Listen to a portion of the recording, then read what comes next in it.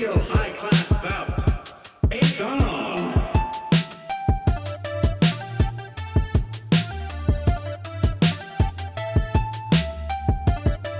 Hello, everybody. Welcome to Arsenal X, the Xbox podcast here on Boss Rush Games. I'm one of your hosts, Corey Darrah, and alongside me, as always, is the wise Wisconsinite, Mr. Jesse Douglas. How's it going, everyone? Also joining us, Colonel Panic himself, Mr. Joe Mega Construct Wilson. Hi. And last but not least, joining us is the Deepstone Crypt Master? Inhabitor? Resident. That's better. Yes. Josh Finney. We're doing so good on the nicknames, Corey. I know. Still going And it strong. just went downhill when it got to me, of course. I know. He's the mayor. I know. I really do feel like I've become the mayor of the Deepstone Crypt at this point. I'm more like a tour guide, really. Yeah. I'm more like the deranged, demented tour guide. I just, Over here. if you're new, please follow me to your doom. Please follow me. I'll tell you exactly what to do, where to stand, how to do it. Over here is where you park your pikes when you're done racing them through these orbs. Here, Not drive them into the airlock. Here, You're the real one who's in charge there, but you let other people feel like they're like they are. I mean, you're like the guards outside of Pizza Planet. You are cleared to enter. Yep. Welcome to Pizza Planet. like, listen, it's always an experience learning a new raid for the first time, but it's always really satisfying when you nail it down in that first run or two, and then you can help other people get things done that they want to do in the raid. You can actually start going after the challenges early on. Mm-hmm. It's really rewarding. I really like it. Something that is, I find, for me personally, this is just me, everyone learns different, we all know that. But whenever I get to do a raid, and I don't like watching the video beforehand, I like almost doing like a blind run or figuring it out, and then I actually know how to do it. This is the first raid that I feel like I actually know how it works now. All the other ones I know what to do, but this one it's like I know, like it's like when someone falls down or someone does something, it's like, oh, I can jump in and fill that role a little bit now. This is the first raid that I feel like very comfortable in, which is neat. Well, I don't want to have this delve into a Deepstone Crypt conversation, but we talked about this on Tower Casuals this past week, and I said one of the things I really love about the design of this raid is how beginner-friendly the approach is, despite how hard it was in contest mode. Once contest mode got dropped, it's actually very accessible for newer raiders, and you're never blocked off from your other people. The most you'll ever be in is in a team of 3. Or the basement when I'm by myself. Okay, if you're Joe, you get banished to the basement, but pretty much everyone else, like you're with a solid 3 people most of the time, and if somebody falls, you can easily step in and pick up that role. Like, sure, it becomes more chaotic as you get to the final boss and things like that, but it's, I think, a just stunning reflection of Bungie's level design and encounter design, and it proves why we may have these gripes with the game and be like, oh my god, they're deactivating stuff. Like, so much is broken in this game. Matchmaking is terrible. They're everywhere.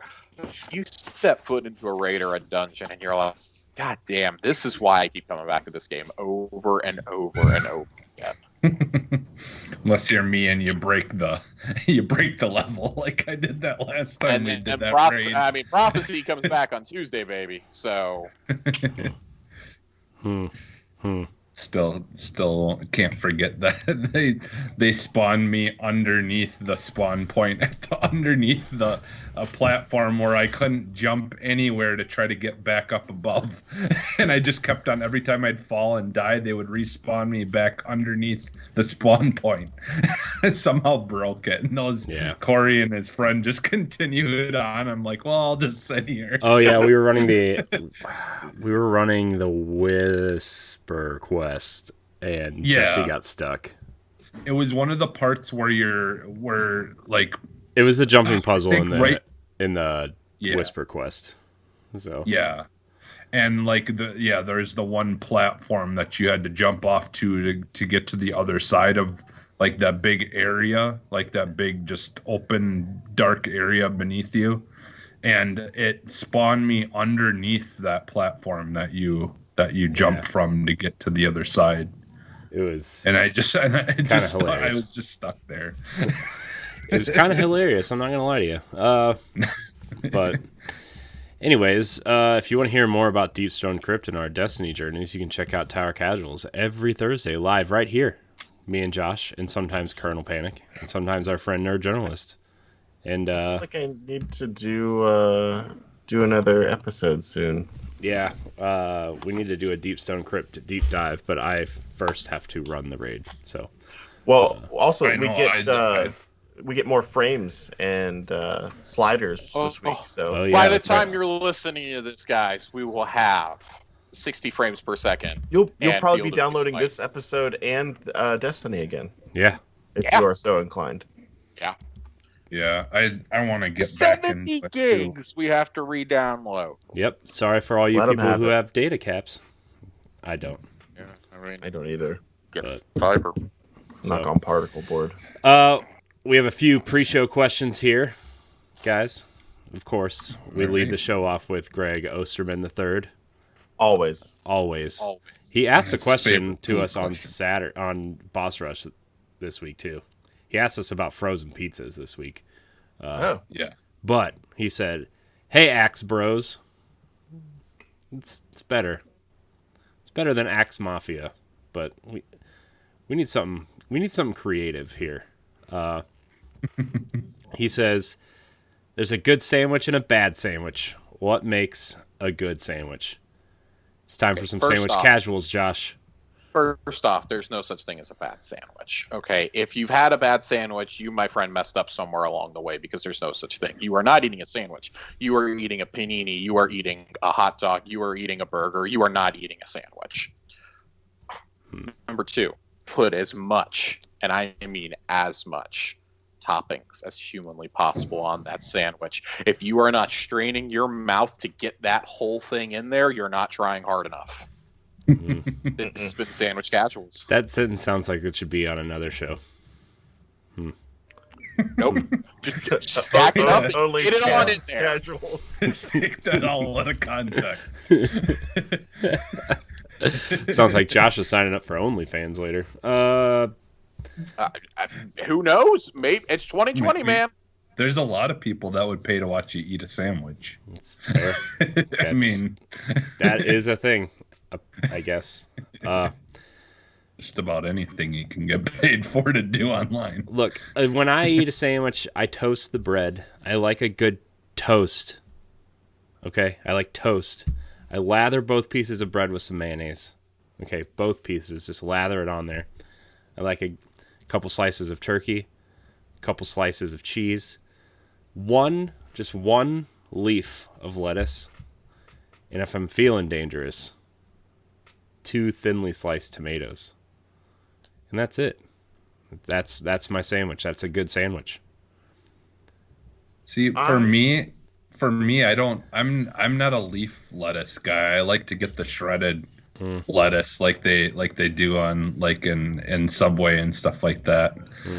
I don't like just because that's like tomatoes too. Like I'm not a fan of tomatoes because like sometimes when you bite into the tomato and it doesn't want to break, and then you think you're gonna finish a full bite and then it just pulls everything out of it, and it's like I'd just rather just have that shredded lettuce in there. But yeah, for me, like honestly, the only thing I really worry about when it comes to a sandwich is what kind of bread it's being made on.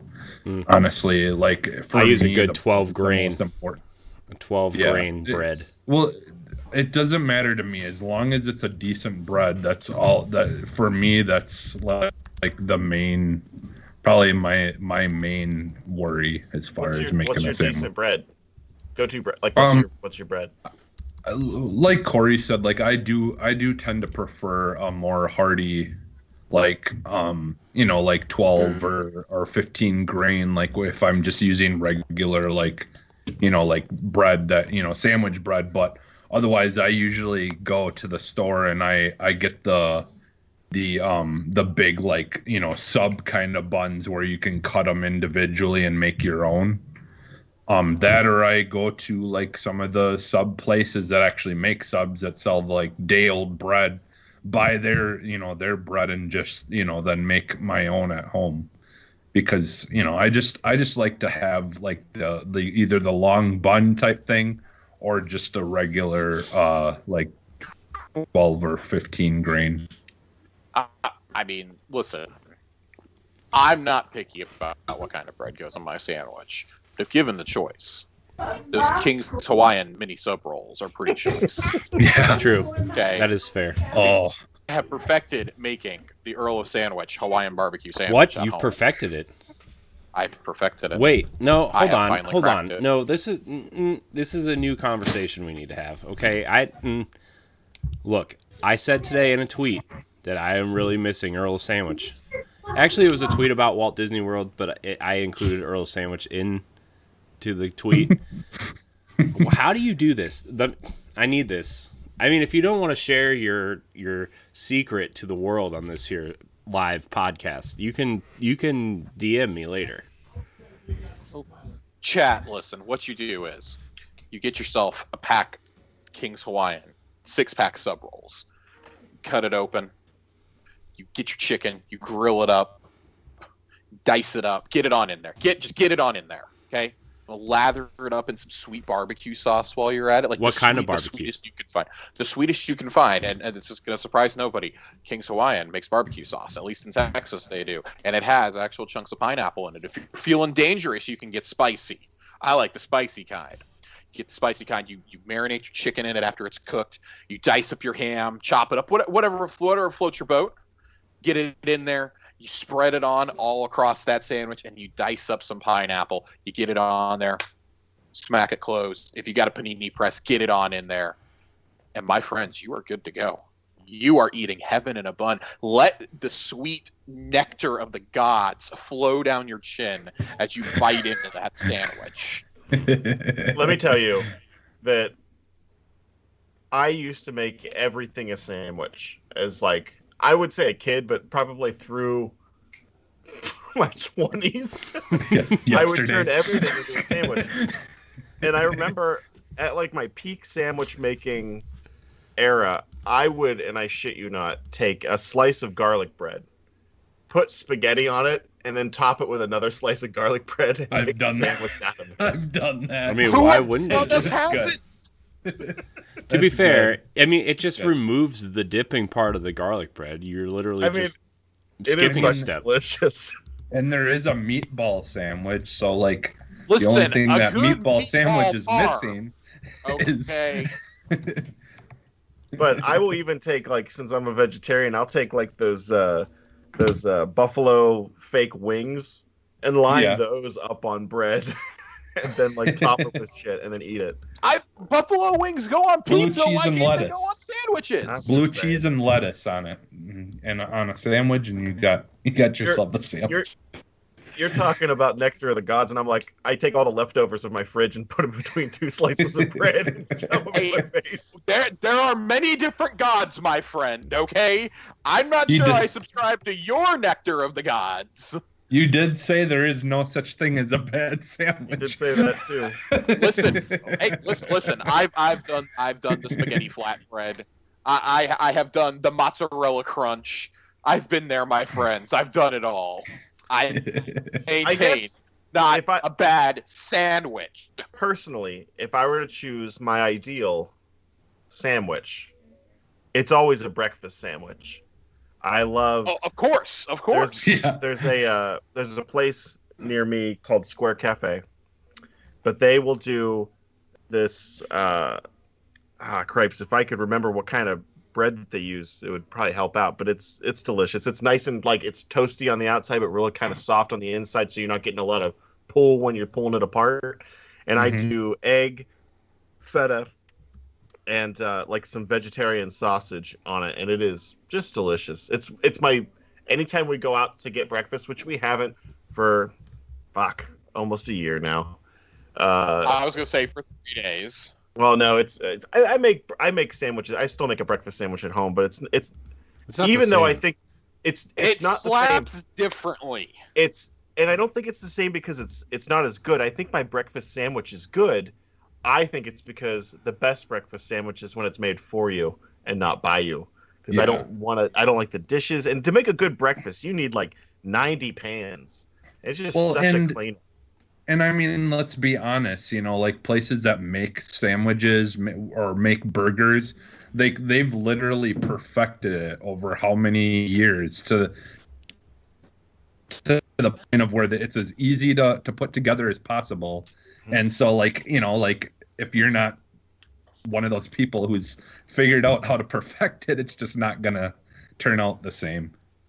Like I love just like even having an egg on a burger. Like the Royal Red Robin by far is probably one of my favorite burgers of all time. But I usually have them put those onion crisp things on, like the onion curls or tangles or whatever they're called. I have them put those on there instead of a tomato, and good. Healthier option. Yep. Ugh, But yeah, I'm hungry. I know. Greg, did that answer your question?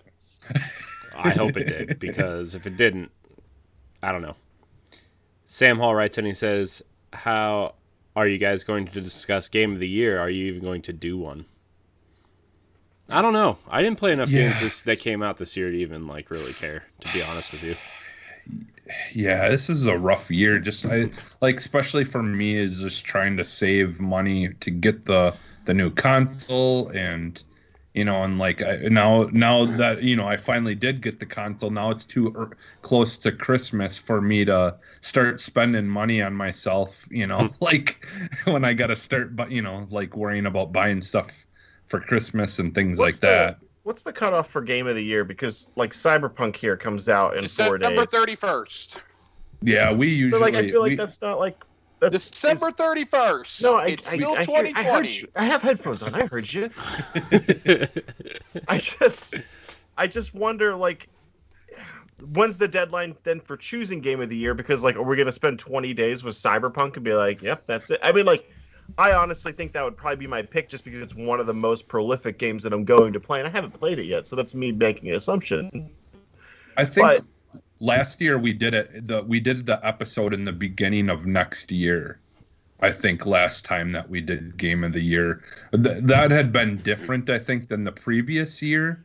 But I think we've kind of done it quite a bit differently. Yeah, ours is definitely much more laid back, and yeah, I don't even think we did like a boss or whatever Game of the Year last year. I think we just did like, here's the 5 games we enjoyed the most this year. And it was kind of. Yeah, honestly, ours is more of a celebration of the games that came out in a year more than a Game of the Year. I don't know. Honest. We should ask Jeff Keighley what Hideo Kojima's Game of the Year is, and then we'll just crown that Game of the Year. So, but yeah, I don't know. We'll talk about it. I don't even know if we're gonna do a Game of the Year. Honestly, I don't even really care to do one this year.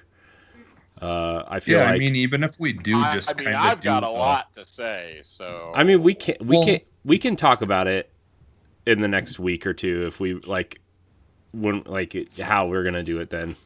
Like. It's weird because there's some years that are like 2017 be like Breath of the Wild. It's like an easy decision. Yeah. Mm-hmm. Yep. Yeah. I mean, and last year and this year is is like muddy. Yeah. I mean, I couldn't tell you what games came out this year. Like, I mean, I'm still really excited for Cyberpunk. It's my most anticipated, probably since Breath of the Wild, frankly. But I also look at it and it's like, well, I did play The Last of Us and Ghost of Tsushima this year, and those were both really. I know this is an Xbox show, but goddamn, those were really good games. Last of Us is an excellent game. Yeah, but also like I also understand why someone would play Last of Us and be like, I don't like feeling depressed the whole time. Yeah, I mean that's why I stopped playing. It took me a while to come around to like even watch streams of the game, because it's like I'm depressed enough this year. Yeah. Yeah. So, yeah. Anyways, so that's the first. Let me play Cyberpunk and Assassin's Creed first. Yeah, but I and honestly, I Maneater. just say, Maneater say for if- Game of the Year. yeah, I just say honestly, we just do like I said, like just kind of what we've almost kind of been doing is just more of a celebration of like talking about all the great things that we played over the year or whatever. You know what I would like to do, and I don't know if you can parse the data for just a year, but I would like to know what we could each pick a game of the year and then look at the data to be like, what game have I actually played the most and what game have I actually completed the most of? To We see, usually feel like call your bullshit. well, and we usually will include too, like where we have a thing where we would pick a game that's like a game that's continued, like like Destiny or something, where yes, it's Best not a ongoing new game. Yeah, best ongoing game. So like Destiny or like I've picked Rainbow Six Siege a couple of times in the past because they have just kept on adding great content to that game as well, and Master so Chief stuff Collection that has expanded yeah. exponentially in the Yeah. features and what they offer, which is insane. Yeah. Has- Not making it appealing if you don't like Halo at all, but it's And now, obviously, most people would probably pick GTA 5 online or something dumb, or well, not dumb, but I mean, like something like that. But none of us, like have really in the past been into that. So, but I'm, play like a lot that of GTA. obviously would be a contender. And if you were looking at actual like doing game of the year, like type authentic stuff, but. Yeah, we usually just end up kind of talking about what our favorite games of the year were, and in the past we did do the one time where we each picked 5, and then we like the number 1 got 5 points, number 4 or 2 got 4 points, and so on, and then at the end whatever one had the most points. Yeah. Like one game of the year or something like that we did one time, but I remember one time, like, we all had, like, the year Final Fantasy 15 came out on the old show I was on, and we did it that way. And we all had Final Fantasy 15 on the list somewhere, but it was it was nowhere near like number 1. But just the way the math worked out, Final Fantasy 15 won Game of the Year because of the math. It's funny. Mm-hmm. And we all hated ourselves for it. Yeah. I mean, a lot of people probably that year would have said that was a great game, but I mean, I liked Final Fantasy 15 a lot, but yeah, it's I don't know. We'll talk about it. I still have 2 major games on my list that I still want to play, and at least get most of the way through before I make that decision. It's Assassin's Creed Valhalla, and apparently Immortals Phoenix Rising is like secretly the best game of the year too. So Heard a lot about it. Yeah. I've been on the fence about that game since it kind of got released. Like a lot of it in the beginning made it seem like it wasn't going to be great, but then as you're reading more stuff, it's like, well, it could be good now. But yeah, now people are just like can't stop talking about it. So yeah. So I don't know. We'll talk about it on the side, and then we'll figure it out. We'll have that answer for you the next time. But this is Arsenal X, the Xbox podcast, where we do talk about Xbox most of the time, guys. Most of the time. Mm-hmm. Each and every Sunday night, live on twitch.tv/BossRushGamesLive, Games we discuss the world of Xbox with our friends from around the internet. If you can't join us live, you can head on over to youtube.com/BossRushGames and podcast services every Tuesday morning to check out the show. Leave us a review on iTunes and rate and subscribe to Arsenal X wherever you are listening. It really helps us out. You can catch the Boss Rush Games family of shows on BossRushGames.com. We're going to get in some of this news. Not a lot, but we're going to start out with BioWare veterans Mark Adara and Casey Hudson are leaving BioWare. What does that mean for Mass Effect, Dragon Age, and Anthem Next? I don't know. This kind of set the world on fire this week. I don't really know why it would make sense that two of the company's most successful people would leave when the company is kind of spiraling out of control to go try something new. So I agree. I think that there's not, like, think about what they've put out recently. It's like I doubt they're happy or proud of the work they've been doing, and I don't think they're probably doing what they wanted to do. There's too many people, too many cooks in the kitchen in a lot of these companies anymore, and I think they need to either find a way to branch out and like create a smaller space for them to be more in control, or they need to leave. Look at all the times that you let the creative people kind of loose to do what they want to do. Bungie separating from Activision was a good thing for Destiny. Look at how intimate the Mandalorian is in the Star Wars universe. That's just convoluted, and now like the Mandalorian is probably arguably one of the best things to come out of Star Wars since the original trilogy anymore. Maybe aside from some of the cartoons and stuff that they've output, like the Clone Wars. But like people need to be like, the people that are good at making those creative decisions need to be in more of a position of control that are directly affecting the creative endeavor that they're involved in. Them leaving makes sense. I don't think I can't imagine them feeling fulfilled the past couple of years. Well, and not to mention a lot of that, what BioWare is right now isn't the BioWare that they, had been in the past. And so there's probably not really much of that sense of like family and stuff there as much as there maybe was in the past. And so it's just much easier for them to just kind of peace out, but yeah, like, and like speaking of like, freedom and stuff, and, that's what Microsoft has really been trying to, get across about, the people that they're acquiring, or, like their studios, like that, just kind of letting people do what they do and just having faith in their, their creativity. And yeah, and too many of these companies like EA and stuff, they want to focus on and like put all their eggs into one basket, and and just expect these sports games to get all this money and expect all these things. But those things we've seen multiple times in the past. Those things get stale. And if you don't do something new or you don't do something different, you're going to just be, a product of the past, and people aren't going to care about you anymore. Like it's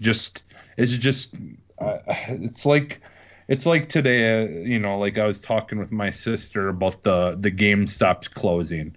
Now where I live, there's 4 stores. Okay. 4. 5-minute drive to each one of them from where I live right now. Why do you need 4 stores? You don't need 4 stores. You have 2, make 2 big ones, or whatever, So like a lot of the times these people that own these things, they don't like just listen to the people who know what they're doing.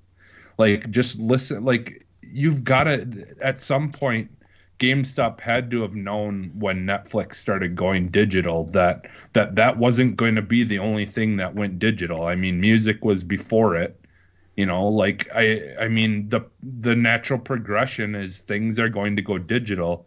So you've got to try to make those changes as soon as you can and not wait until now, so they need to start letting these people do stuff, actually come up with new things, new ideas, all that kind of stuff. Change that now, because if you keep on waiting, you're seeing what's happening right now. Like the things are just falling apart. Like they picked up Respawn at EA, and Respawn has brought a whole, a bunch of new interesting things, to them, and they're doing really well because it's something new, and it's, and it's good, and the time's being put in. But Battlefield, all these things are just getting stale, and it doesn't seem like they're even trying to think of a way to improve. or make them better or make them newer, or like it's just like they don't care. Yeah, it's really hard to have a positive view about the stuff they do. I also wonder how much of like I wonder how much of the return of Casey Hudson was in his contract, like, hey, if you sign on for 3 or 4 years, because he left before and came back.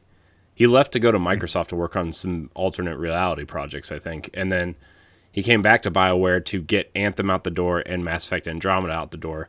I wonder how much of that was in his contract. It was like, hey, if you stick it out this long, you get a bonus, and once your bonus, you get your bonus, you can walk or whatever. I wonder how much of that was that too. I think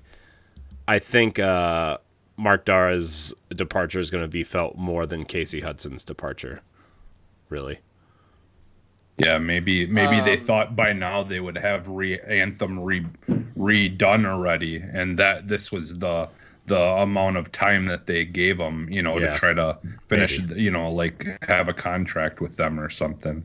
Maybe. So I've got 2 reads on this, and it's less about Casey and Mark leaving and more of the problems at BioWare in general, because they've been going on for a long time, dating back to Mass Effect 3. Mm-hmm. And the fact that the head of the Austin studio and the guy who's basically directing Anthem Next is the one who's being promoted to oversee all of Dragon Age 4 is an interesting choice.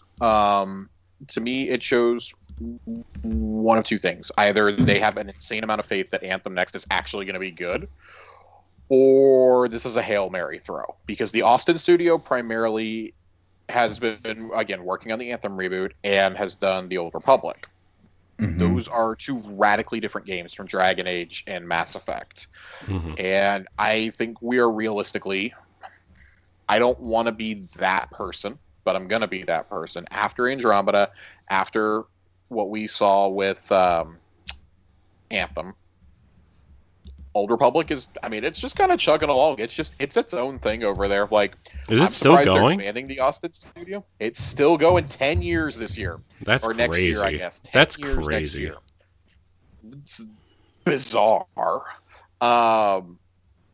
I think realistically, if Mass Effect and or Dragon Age is not good, again, you may be looking at the final days of BioWare. The BioWare that we knew and loved from the OG Xbox days and from the 360 days is gone. It's dead. It is dead. And I don't say that in a bad way. We have still gotten out of this new BioWare. We still did get. We got Mass Effect 3, which I maintain is still a good game. From everything I saw, it was a good game. Inquisition is a great game. Like, they have done good things, Mm-hmm. but it's not that streak they had of Neverwinter Nights, Knights of the Republic 1, Jade Empire, Mass Effect 1, Mass Effect 2, Dragon Age 1, Dragon Age 2. It's not that BioWare anymore, and that's okay. Studios need to grow and evolve. Bungie evolved. Well, I'm going to go back to the Bungie comparison for a second. Mm-hmm. It evolved from being a studio that was they made a Marathon. They did Marathon. They did Oni. They did Halo, and then they did Destiny. Each of those games is built on each other.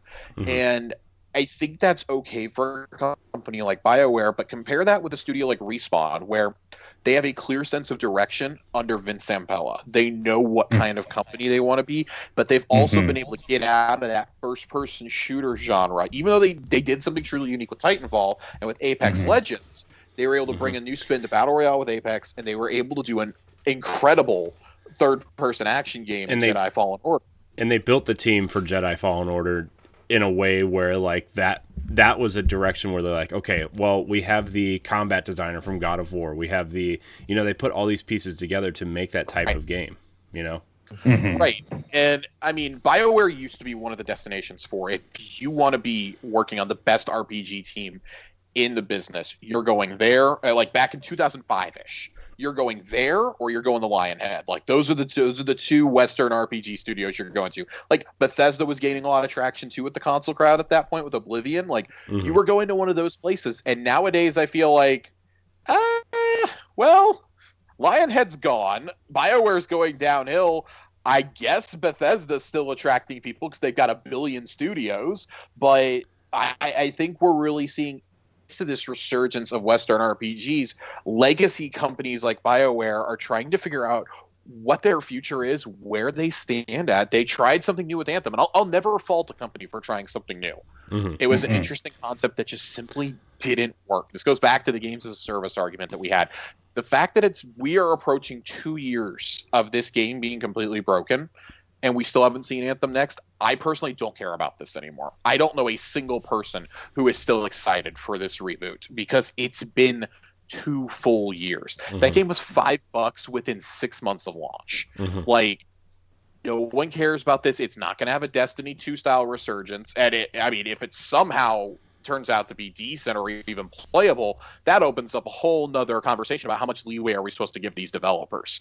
Like, if your game needs to be delayed 2 years to be your real vision, maybe it should never have come out. And I think that's the point we've gotten to with BioWare over the last 8 years, really over the entire PS4, Xbox One generation, is should these games have even been released in the state that they're in? And the answer is a resounding no.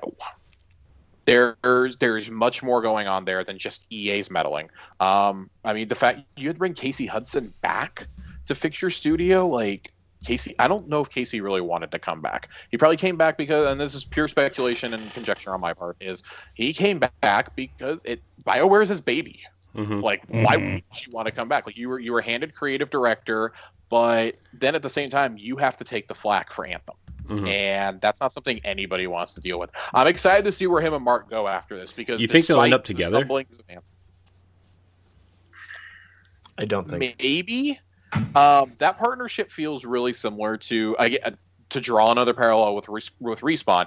It feels very similar to Vince Zampella and Jason West in the midst of leaving, being fired from Activision after Modern Warfare 2.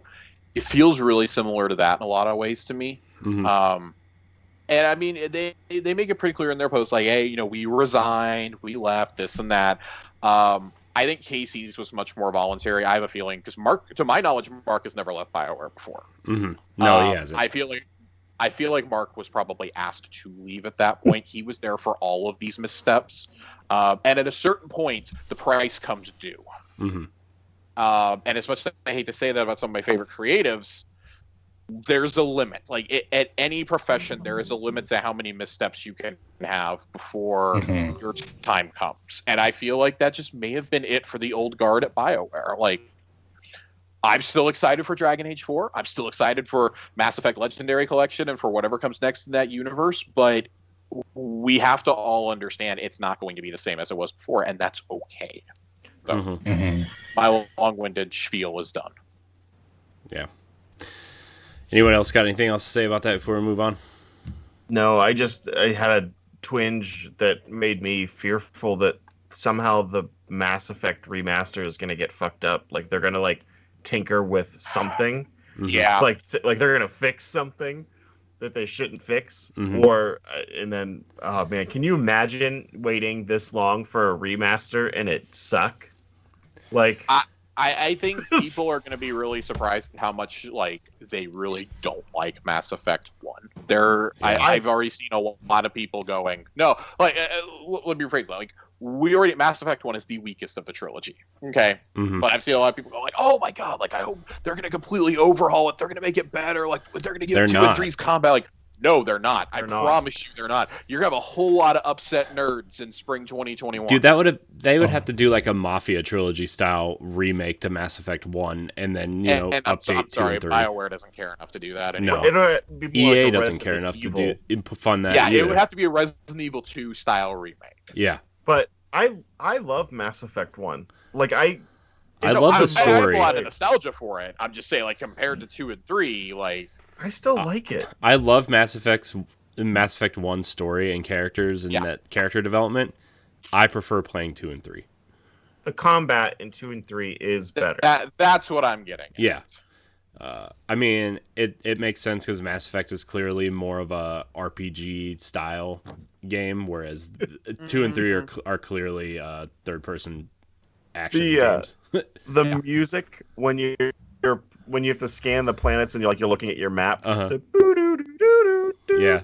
That song, my wife, when I hear that, she's like, "What are you doing?" And I'm like, "Oh, I'm playing this game," but I'll be in that menu for like 30 minutes at a time. Yeah. That's like the most nostalgic part about I have is Mass Effect is getting yelled at, being like, "What is that music that keeps playing?" I'm like, I love it. Yeah.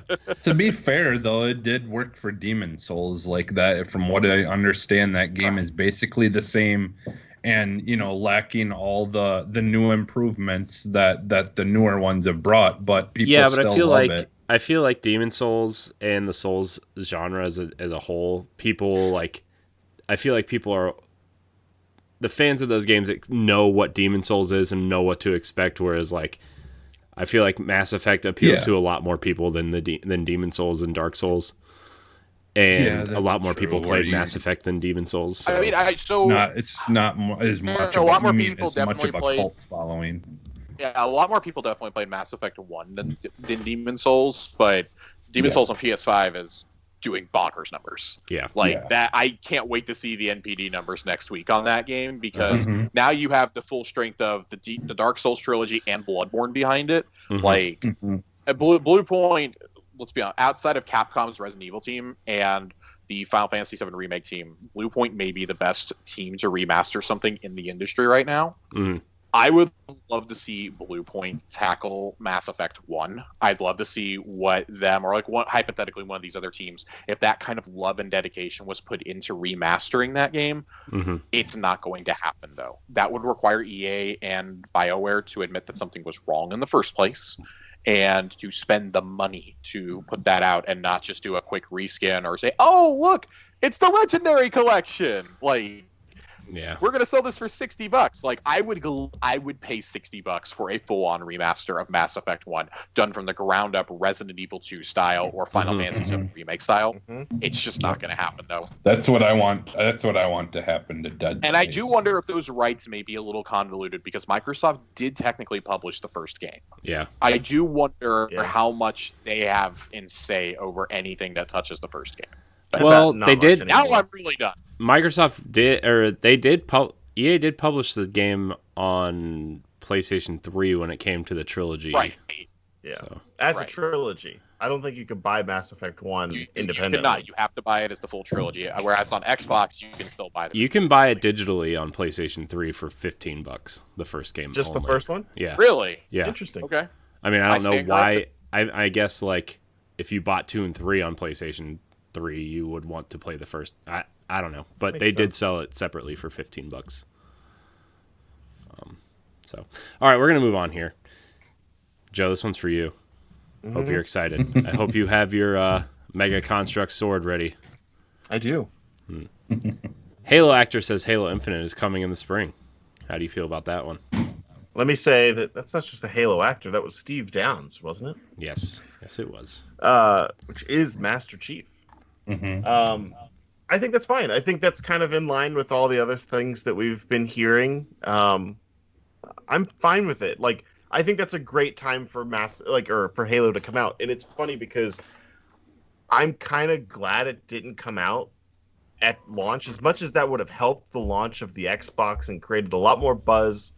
But, like, I've enjoyed seeing kind of the slow burn of the Halo stuff that's been coming out, like the supplemental stuff, like the toys and the Butterfinger shit and the Monster cans, all the other stuff, like the Monster energy drink, which I have a case right here. Did you save your receipt? I did. I've been uploading it. I don't know how much XP I have, but it's a lot. I've enjoyed, like, being able to play Destiny on my Xbox and actually focus on Destiny. And then when Cyberpunk comes out, I'm going to be able to play Cyberpunk. I've been playing a lot, actually, this past week of we'll get into this, but, like, the Master Chief Collection and its new frame rate. Like, I've been able to spend more time doing that. And if Halo would have came out, I legitimately probably would have had to neglect everything else or choose between Halo and Cyberpunk, which I don't know which way. I'm so excited about Halo, but at the same time, like, I've been waiting for Cyberpunk, I feel like, longer than Halo Infinite. So I think that makes sense. I'm fine with it. I don't know if that's true or not, but I would wager that it's probably round about that time frame. The next 4 or 5 months. Mm-hmm. And that's what we kind of were saying, didn't we? Didn't you guys say April or something like that? I've had third week of April pegged for a while. Yeah. It's a great time. Yeah. Yep. I think they want a time that is, and I do suspect that we're getting an update here in the next week or two. 343 has said we will get an update on Halo before Christmas, but they will not be at the Game Awards. So good, we're setting some expectations. Yep. There was a new there was a teaser released today for Xbox with a lot of Master Chief in it. Mm-hmm. I kind of wonder, and it says like all will be revealed tomorrow, apparently. So I kind of wonder if we're going to get anything. This is the week to do it, I think. Mm-hmm. It's this week. Get it out there before Cyberpunk dominates everything for the rest of the year. Yeah, Just you get are it out pretty there. quiet losing right now. that cycle when Cyberpunk comes out. You are not going Yes. to go through it. No, Yeah, just- quiet just right now. get for any everything. news about a multiplayer beta. Get it out there now. Release any sort of information. Honestly, like you want it. This will never happen. But my dream scenario would be announce a multiplayer beta for the week of Christmas, for the 25th through like January 3rd. Do another one over like Valentine's through President's Day or something, and then have one final one the 2-3 weeks before launch. Like do something like that. Do a smooth rollout, because we've said it so many times on this show, they gotta nail it with Infinite. Mhm. Like not just 343, but Microsoft in general really, really needs Halo Infinite to be the best one since 3, frankly. Mhm. They really need it. Yeah. Mhm. They haven't had like that killer title yet on X and S. And as much as I'm loving playing the older games on my X, like Master Chief Collection looks beautiful. Gears 5 runs phenomenally. I just played through that game over the last week. Like Gears Tactics looks great. This is really the first time where I'm like, okay, I'm okay with playing my old games and my existing stuff. They play and run the way they should have.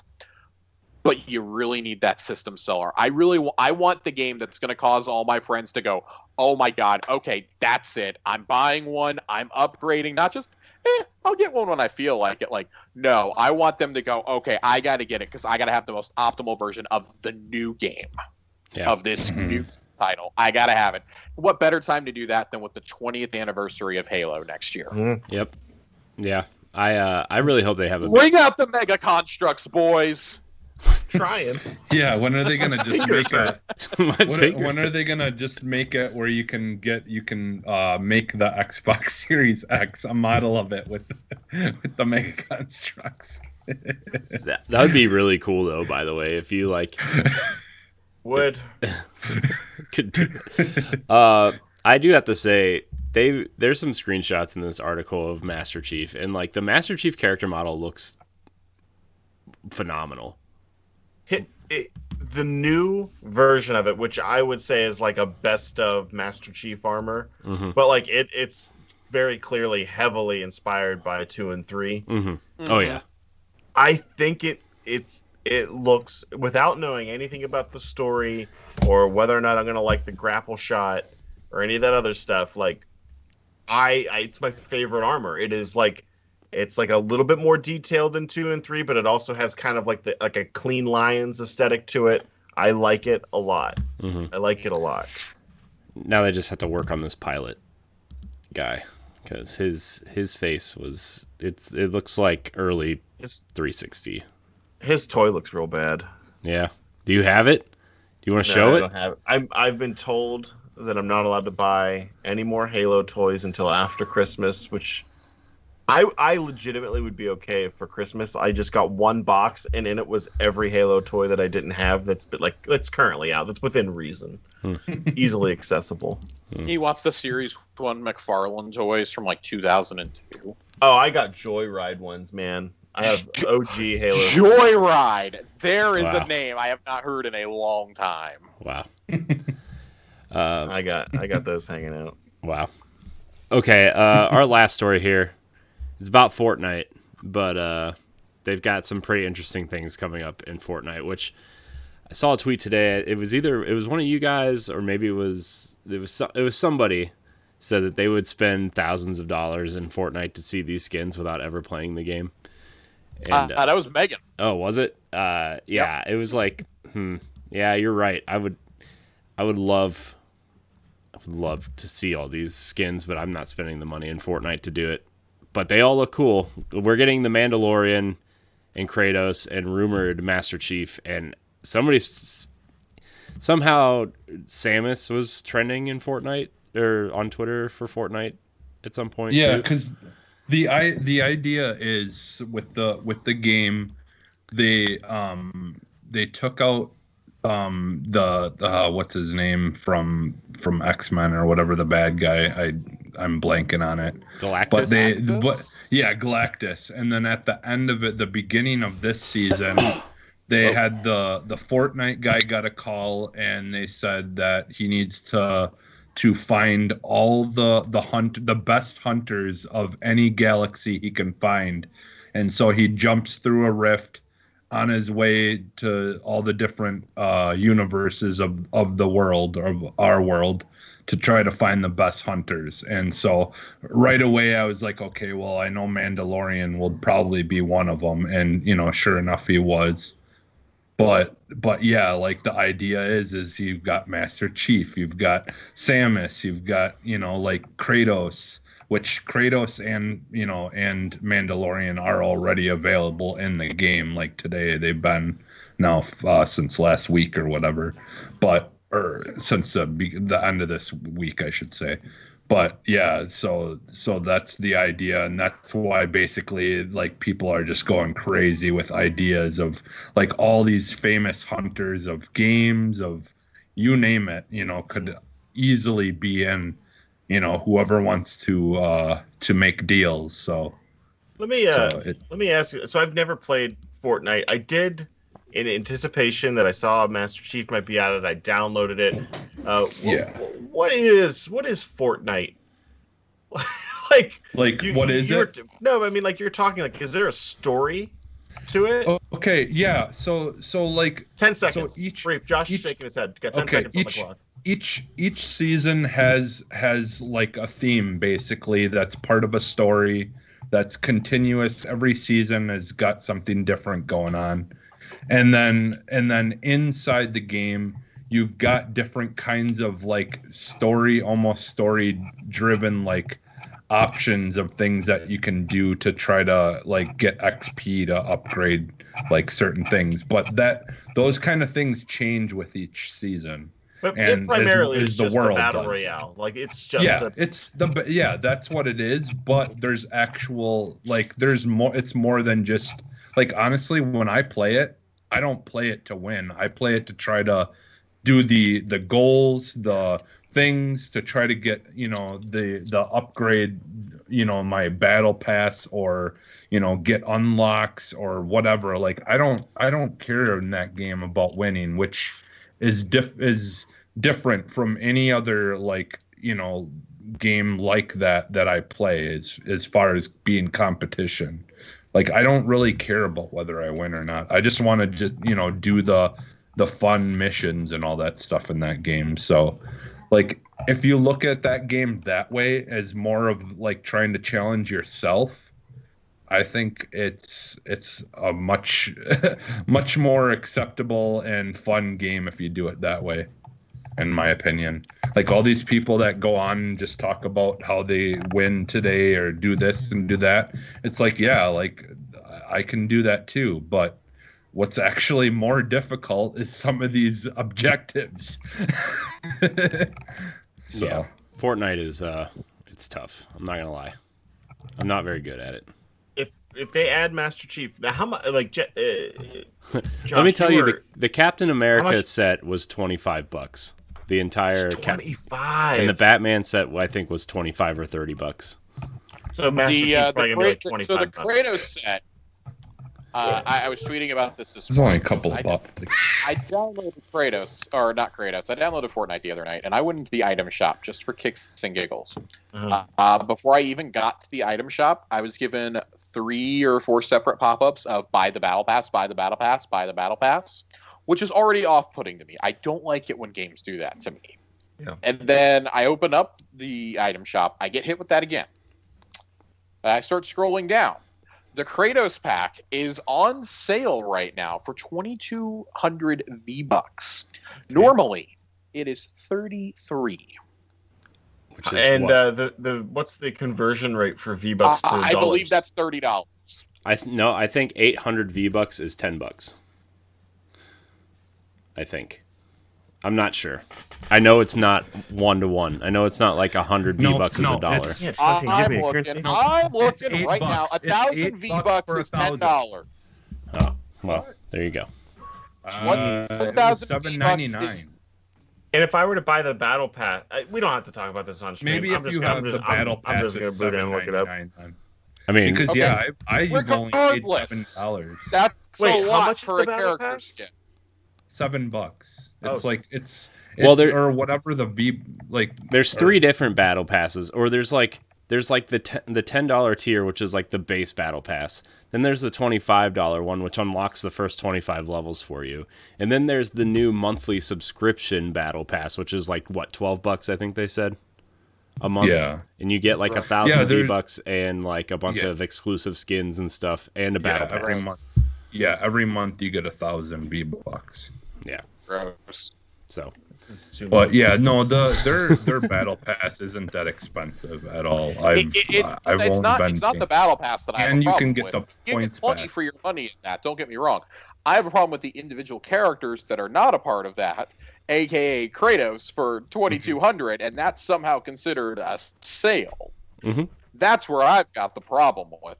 I don't know. I just want to play as Master Chief in a game like that's new At and that point, different. I would rather use if Master Chief. I mean, I don't know why he wouldn't be on par with that kind of pricing. It's I would fine. rather save that money. No, dude, I would rather save that money, and I'd rather, I don't know, buy some rec packs in Infinite or buy some You know how silver in long it's Destiny. been since I've played Master Chief in something new. I'm gonna play him in Fortnite if I can. Joe is what they're directly targeting here, people. They are. Joe is one of those people. I'm I'm One of the holding people out on the really hard. Master Chief, Din Djarin, and Kratos are all in this game, and I'm staying strong right now. But it's real hard after Season of the Marvel. I would say like, yeah, if they get me in for Chief, there's like a high likelihood that I would get Mandalorian and Kratos. Well, you Like, have it's- to- the Mandalorian, you have to Mandalorian complete the is with battle the pass. season pass.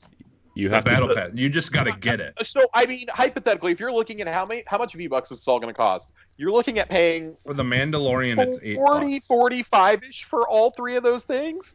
I can't do that. I Josh, can't do that for Josh, I skins in a spent game. $150 on little pieces of plastic that I put together. I would rather have And that. then just look at I it. can Well, yeah, look but you're at just that. looking at it. You can actually control it. How in is this. it affecting my experience in the game, though, for that much money? Because Like, I wouldn't he be better playing come to my it. house and console me when I lose. I don't know. Wow. We'll see. All I'm going to say is, I didn't know Fortnite was going to All get I this hear- exciting all on the- this podcast. all I hear about is how expensive. Oh, Beyond Light and Shadowkeep are so expensive at $35. Bitch, you're willing to pay $30 for a Master Chief Yeah. skin? Come on! People pay $15, $12 a month on whatever it is that they're chucking your way, and it's like you want to pay $70 for an entire year of content in Destiny? No, Right? thank you. Yeah. Thank you. No, Thank you. It's all an interest. Like I get both of them. I get it too. I get understand both. it. I'm just making a point here. Yeah, it is frustrating. Wow. Well, but that's and the thing is like to play the game, you also don't have to buy anything to play the game. So like there's Right. also that. Whereas a lot of these games, you're having to buy it, plus you're having to buy expansions to play it. But what kind of kid is looking at this game and he's going, Mom, all my friends get to play as the Mandalorian or have the Baby Yoda pet or they get to play as Kratos and Batman and Captain America. And you don't let me buy any skins. Like, But once Listen. I get the skin, I have it, right? Like Yeah. it's not like once Yeah. the season ends, Yeah. I'm like, oh, it's And- gone too. And again, Mandalorian, you get he's unlocked the second you buy the battle pass. You spend $8. You have 100 V-Bucks left after you buy it, I believe. Mm-hmm.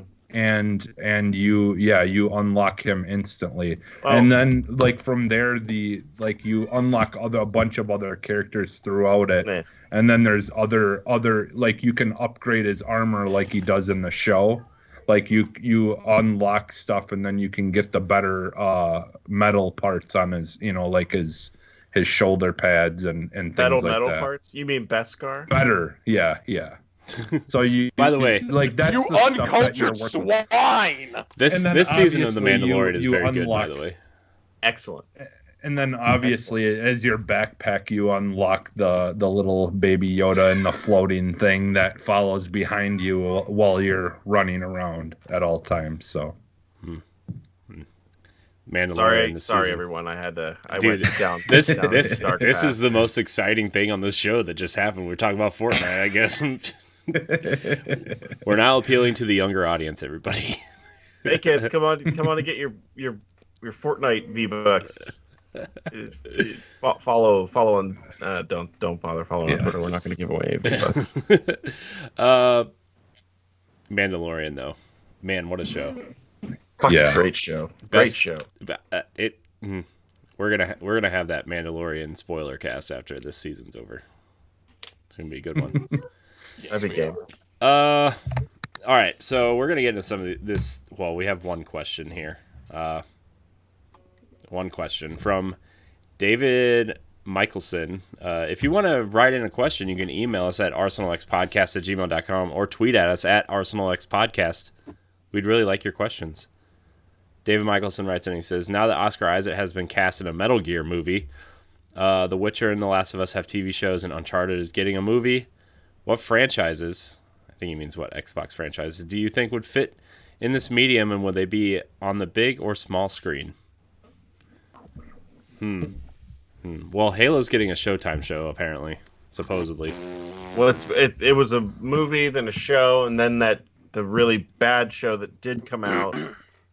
I mean, do we, other than The Witcher, which I would say, I would argue that it doesn't really count necessarily because it wasn't really based on the game. Yeah, wasn't it based on the books? Isn't it based on the It's much more based on the books, yes. I would say that, and this is someone that loves film. That's my jam for the most part.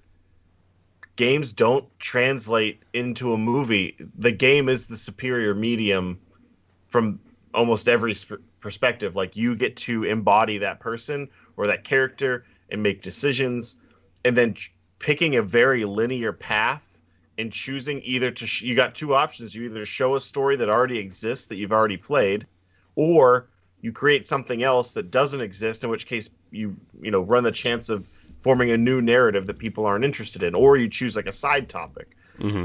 I have yet to see where a video game to movie or show works. I hope Halo doesn't suck, but it's already sucked once. So I don't have high hopes. Castlevania. I haven't watched Castlevania. It's a cartoon though.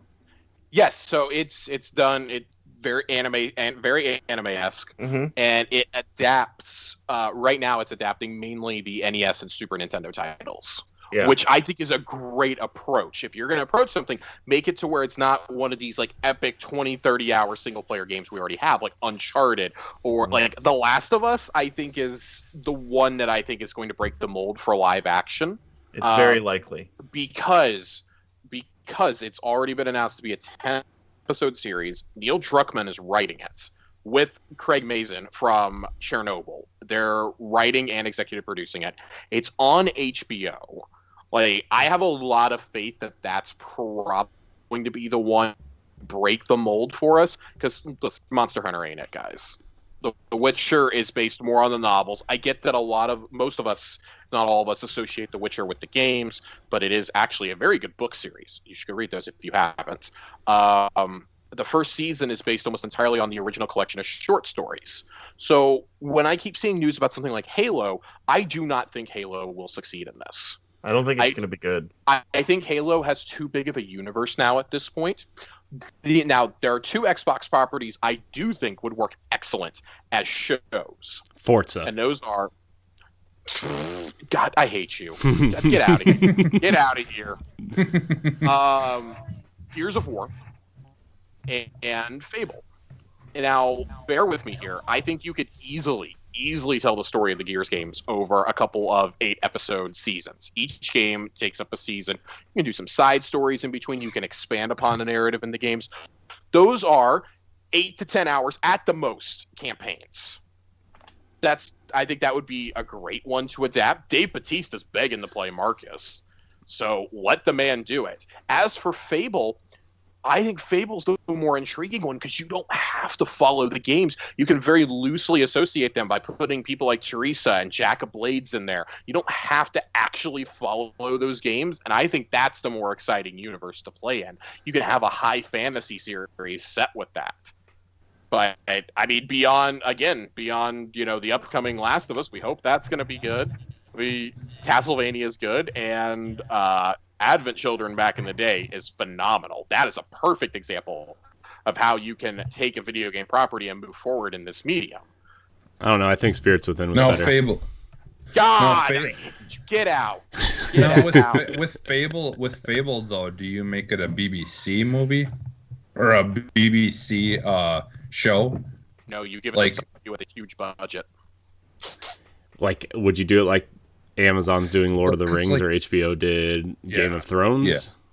Yeah. I think you can definitely go with a smaller budget than one of those, but you would have to give it a budget. Like, it can't be something on the level of Doctor Who. It has to have an actual budget behind it. Well, and Netflix does a lot of foreign TV shows and stuff as well. So like even someone like them could possibly like get a good budget and have it a British cast. Mm-hmm. I mean, I'm sure they would because Playground and the former Lionhead devs are all based in the UK. Yeah. I'm sure they would have to. British humor is really what made it what it was. And I want to address it real fast. Ron in the chat says he would love to do something with Fallout now that it's a Microsoft property. That actually is being made into a series already with Amazon Studios. Oh, God. Yeah. I'll be completely frank with you. After seeing what they did with The Boys, The Man in the High Castle, and fingers crossed for that Lord of the Rings adaptation, I'm not hating this move, especially since Bethesda's going to be directly involved with it. I don't hate it. I don't like it, but I don't hate it. Yeah, that's the thing is I feel like Amazon is a little underrated when it comes to shows. I think the problem is a lot of their shows, they are done well, but it's a matter of if it appeals to you or not. Like I do think they do amazing jobs on most of their shows, but they don't always appeal with everyone, or people just don't give them a shot because let's be honest, like Netflix and Disney Plus and all that stuff is much more in the back of people's minds than Amazon is when it comes to TV shows. But I mean, Amazon does have a lot of great shows that I've watched over the years. The Marvelous Mrs. Maisel is an excellent TV show. Mrs. Maisel is great. Fleabag is great. Yeah, they have a lot of great shows. They have a lot. It's more of an adult audience, I feel. And with Amazon, you don't usually see a lot of big budget projects. And I think that's why a lot of us were really surprised that The Boys was as good as it was. They do a lot of great dramas and dramedies, but they didn't have a big effects one. That's why when they originally got the Lord of the Rings property, I was like, oh God, this is going to be so bad. I'm not looking forward to this. And now, as we get closer, I'm like, well, I kind of thought the same thing about HBO back in the day, Thrones, in terms of its technicality, by the end, surpassed anything I thought possible on television. So it's definitely possible to do it. It's all in who you bring on as your creative team and how closely are you going to work with the people who wrote it. Like the writer of the Boys miniseries is involved with the television series. George R.R. Martin wrote episodes of Thrones for television. Still haven't gotten the 6th book because he was helping out so much.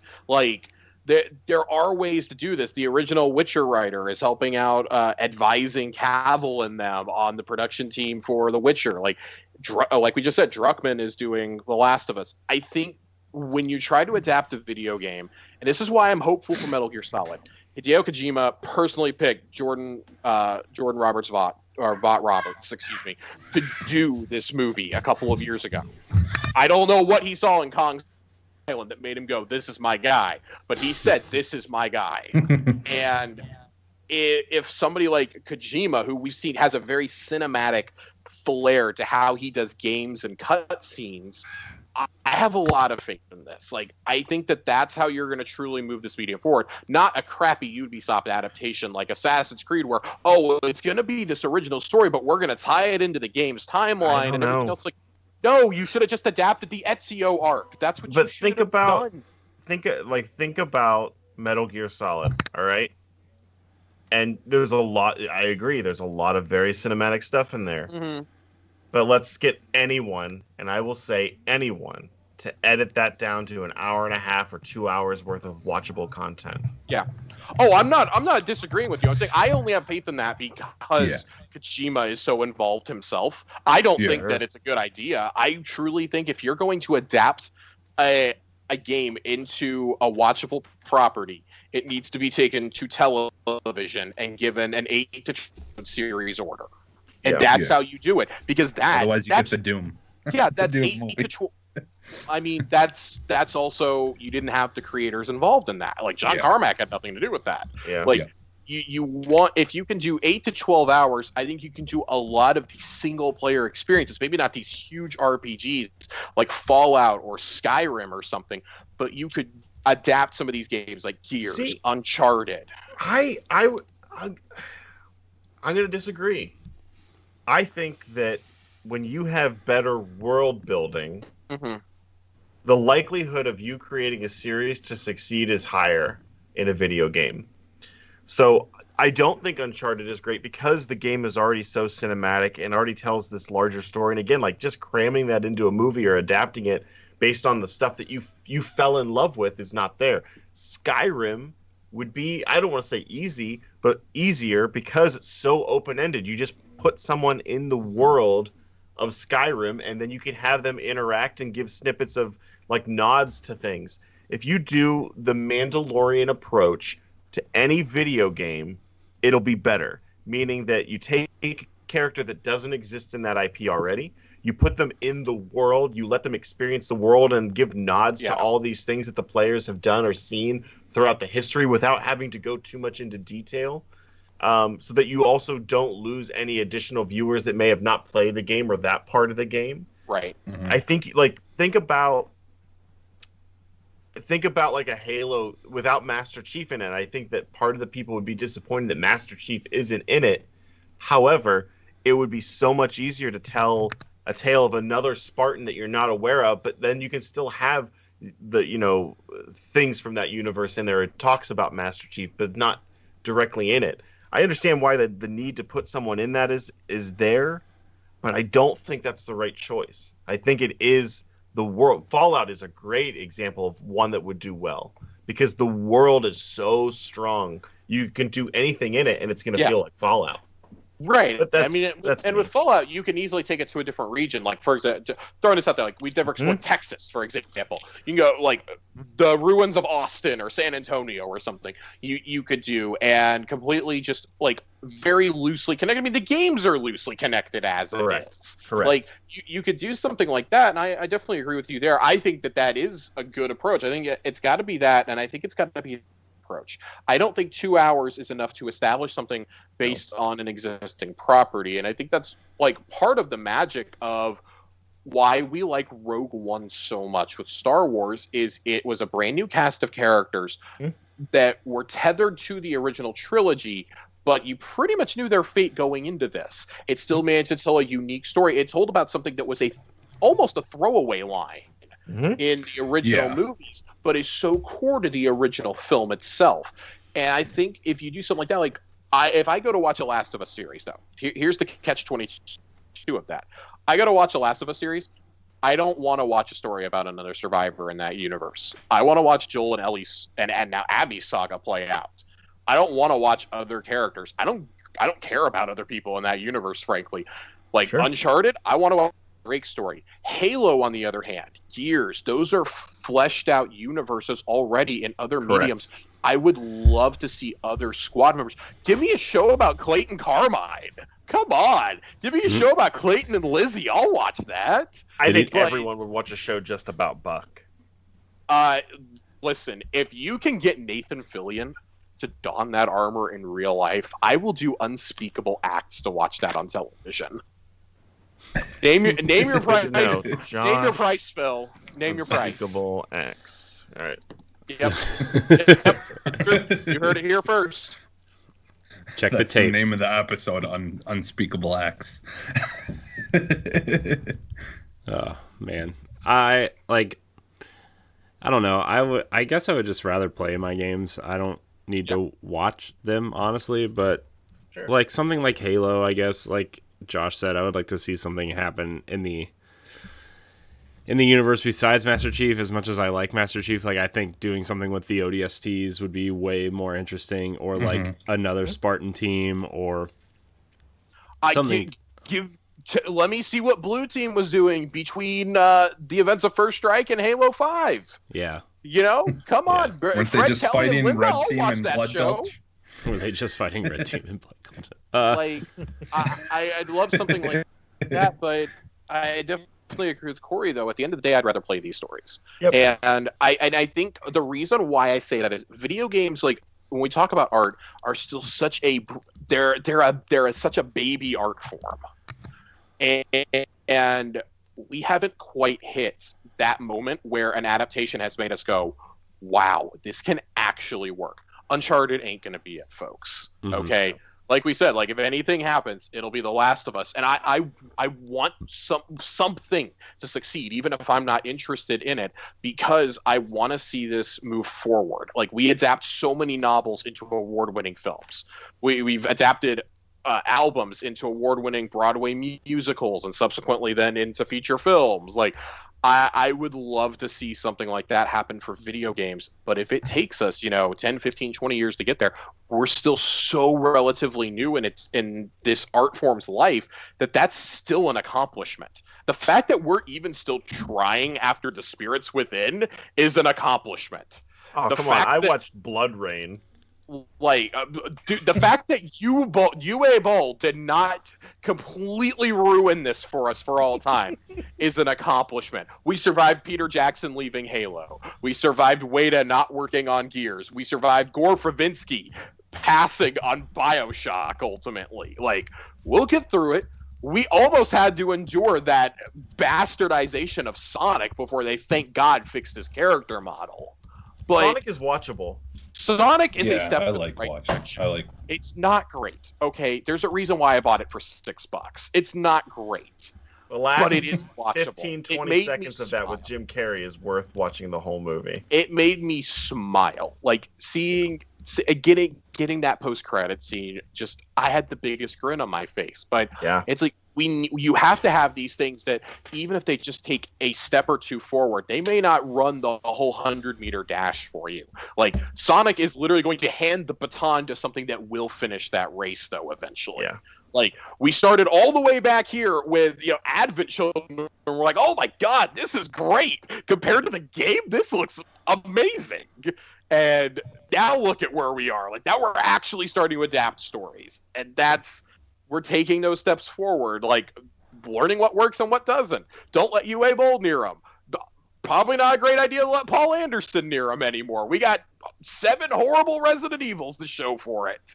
Like, I don't know. I loved Parasite. Even it's corny Japanese horror, like kind of stuff that it did. Did you guys ever see the Parasite Eve movie? No. I didn't even know there was one. Yeah. But again, that game is based on books, but the movie is based on books as well. But yeah, I liked it, but it is definitely cheesy and corny and all those kind of fun stuffs that come with Japanese horror movies and stuff like that. But the one thing I was gonna ask, what do you guys think of? What would you guys think of like what if they did like a Sunset Overdrive movie? Just have it like over the top. I feel like that would almost have something similar to like Crank. No, I feel like it would have some sort of weird filter on it, like Sin City or something to that Yeah, it effect. definitely would. I think have to be an animated movie. I don't think it would I have to be mean, animated. listen, I just feel like that it would was be a like game that was tailor-made for me, so I would absolutely watch it. What Yeah. I'd really like to see, like my last word on all this, a studio that I think whose games would be absolutely perfect to adapt is Remedy. And I know we had the horrible Max Payne one a couple years ago. We're going to ignore Max Payne. I'm talking you adapt the Alan Wake verse into film. Mhm. So give me a 10-episode HBO series with Alan Wake. Give me I give me loved a, the show. give me like a miniseries Defenders style of Netflix, Control. like a Netflix, like the way they did the Defenders, where like loved- each show would have their own series, but then they come together and after like they figure out what all this is. Yeah, I loved the I Quantum Break, a TV show. Sam that Lake has to throughout- play everybody. Oh man, He has to play himself in Alan Wake. Oh jeez. All right. Well, before we get out of here, has anybody been playing anything interesting besides Destiny, like most of us have? And Gears Call of 5. Duty? Gears I've just 5. been I've just been continuing Shadow of Tomb Raider, trying to finish that. Also, Austin did say that he wanted us to personally let Phil Spencer know that that he needs to bring Viva Pinata back. I mean, I think we all. No excuse not to, Phil. Viva Give Pinata, it the free to play fun. game. Should Give be it easy. the double fun. Yep. I've been playing MCC, and that and Destiny, so Yeah, nothing interesting. yeah. Josh, Gears 5, baby. Gears 5. How did you feel about Gears 5? Did you beat it, right? The yes, twist. How did you feel about the twist at the end, where you had to make the choice? No spoilers. I was very upset. I also did not realize that it would result in permadeath. So I was very upset. I assumed it would be like, oh, do this action, and then squad will be reunited. Well, that didn't happen. So I saved the wrong person, and I have to go back and replay that chapter now because I'm very upset with myself. Who's the wrong one? No spoilers. People are just now playing it with their Series X's and S's. It was easy for me. Yeah, I mean, all I'm gonna say is I did not realize it would be a permanent death, so I tried to approach it from a tactical standpoint based on how the AI had helped me out in the campaign.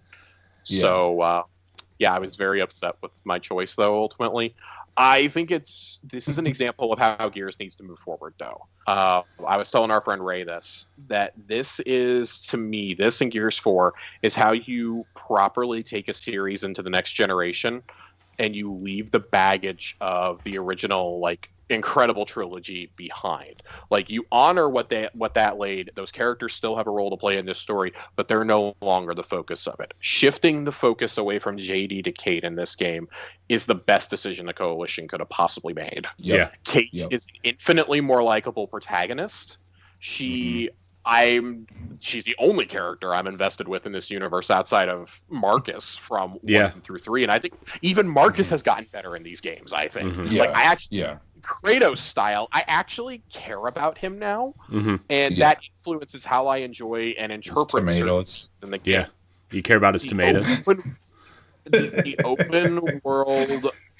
open world nature of Acts 2 and 3 is something you don't see very often in a first-person shooter.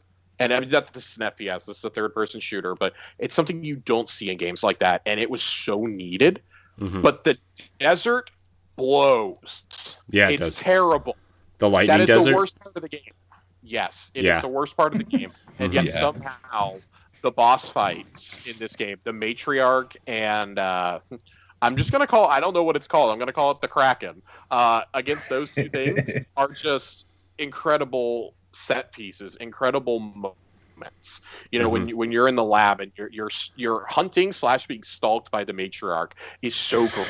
Yeah.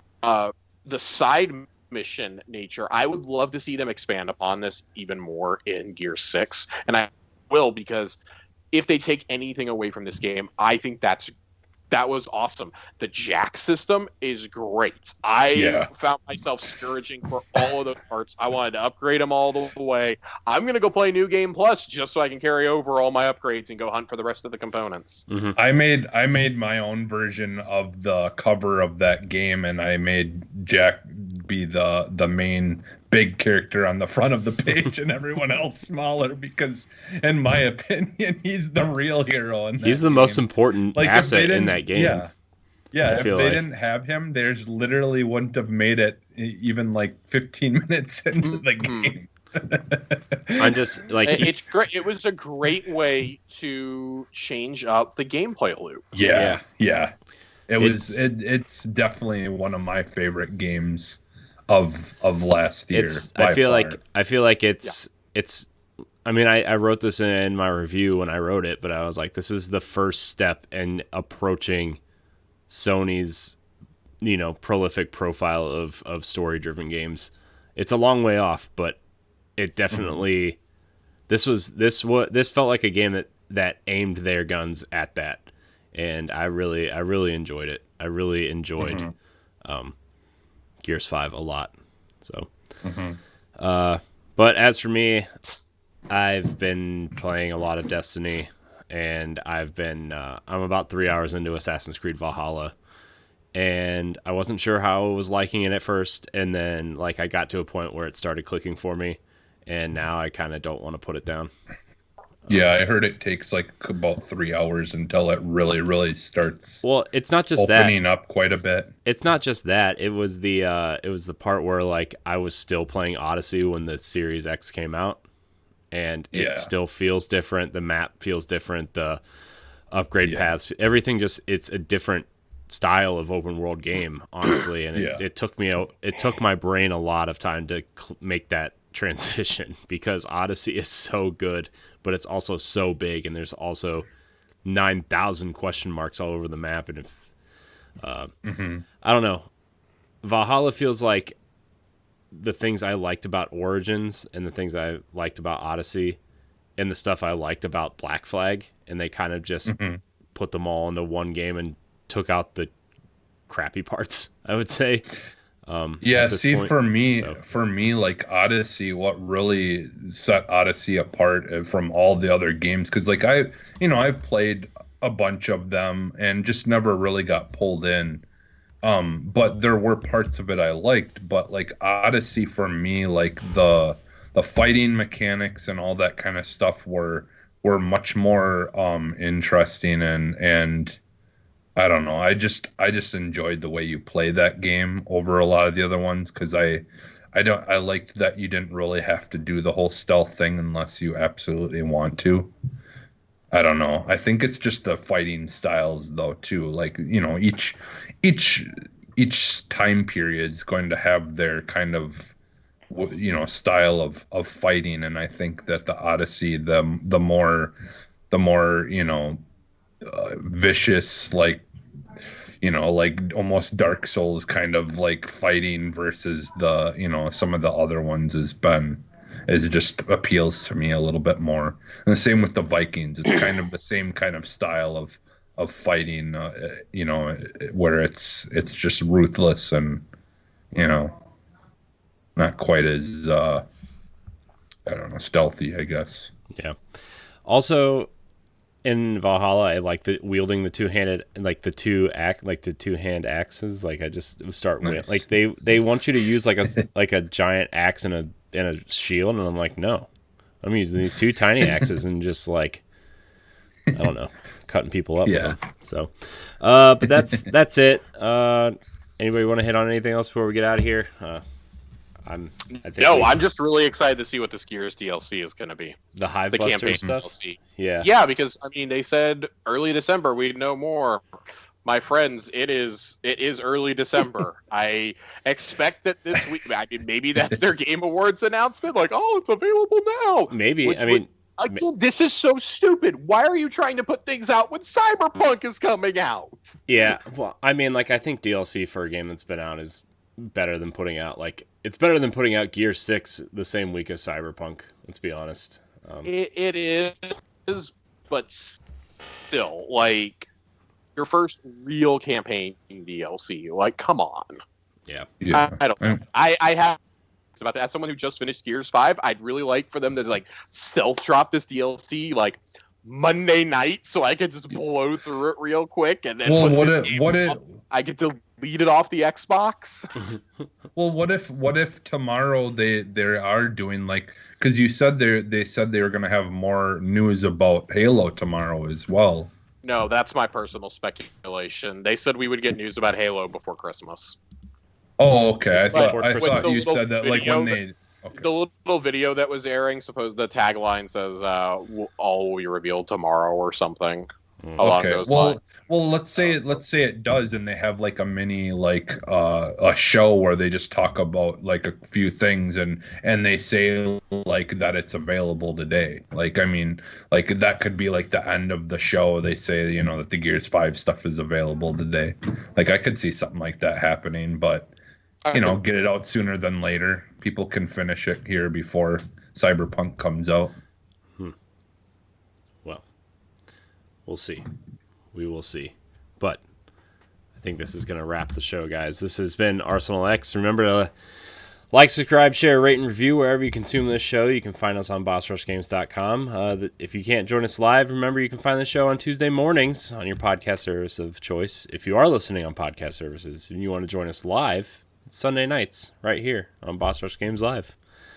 Josh, where can we find you? As always, on Tower Casuals every Thursday night and uploaded on Fridays.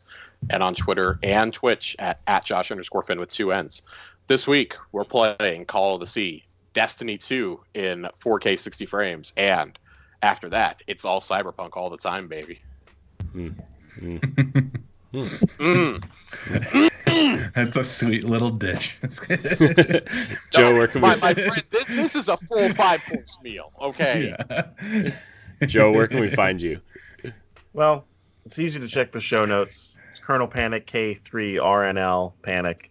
On Twitter is probably the best way. I am going to start streaming again starting this week. Me and a buddy are going to play through the Halo campaign, I think starting with Combat Evolved. Ooh. And then I'll get sidetracked with Cyberpunk until, I don't know, however long that takes. Probably a while. Then Halo will come out. That's fair. That's fair. Jesse, where can we find you? You can find me almost everywhere as Phantom NXS.